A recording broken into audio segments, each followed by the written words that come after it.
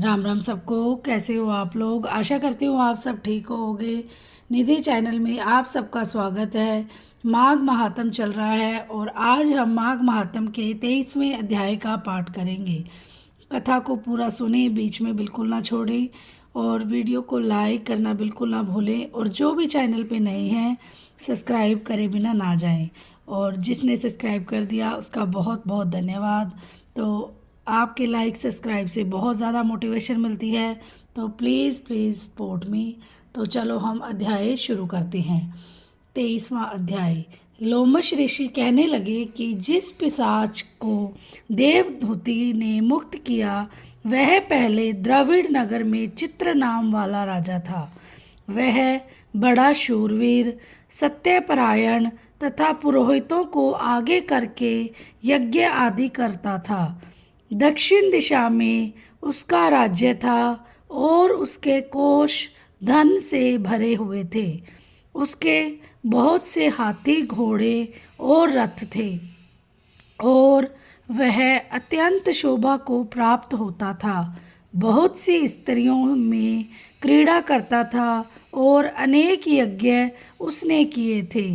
वह नित्य अतिथियों की पूजा करता था, शस्त्र विद्या में निपुण था और ब्रह्म विद्या भी जानता था। ब्रह्मा, विष्णु, महेश तथा सूर्य की पूजा सदैव किया करता था। इसमें कुछ संदेह नहीं, इस धर्म के पालन करने वालों का कभी नाम नहीं होता। इस पाखंडी के ऐसे वचन सुनकर राजा ने मोह में आकर उनका धर्म ग्रहण कर लिया और वह वैदिक धर्म को त्याग दिया।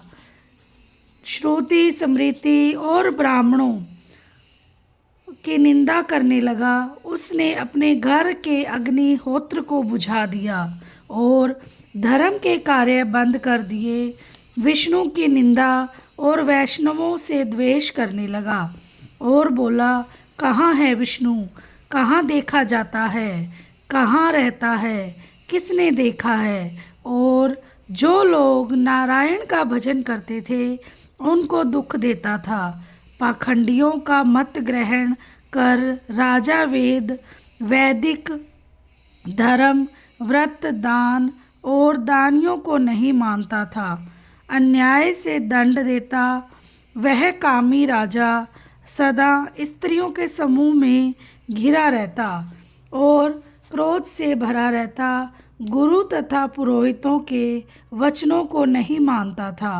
पाखंडियों पर विश्वास करता हुआ उनको गांव, हाथी, घोड़े और सुवर्ण आदि देता था। उनके सब कार्य करता, भस्म धारण करता और मस्तक पर जटा रखता था। और जो कोई विष्णु जी का नाम लेता उसको वध का दंड दिया जाएगा। यह डूंडी पिटवा दी थी, मतलब घोषणा करवा दी थी। उसके डर से ब्राह्मणों, वैष्णवों ने उस देश को छोड़ दिया और दूसरे देश में चले गए। सारे देशवासी केवल नदी के जल से जीते थे। जीविका से दुखी होकर वृक्ष आदि नहीं लगाते थे, ना ही खेती करते थे। प्रजा अन्न के अभाव से गला सड़ा अन्न भी खा लेती थी। आचार, विचार, अग्नि क्रिया सबको छोड़कर काल रूप की तरह वह राजा शासन करता था। कुछ काल पश्चात उस राजा की मृत्यु हो गई और वैदिक रीति से उसकी क्रिया भी नहीं की गई।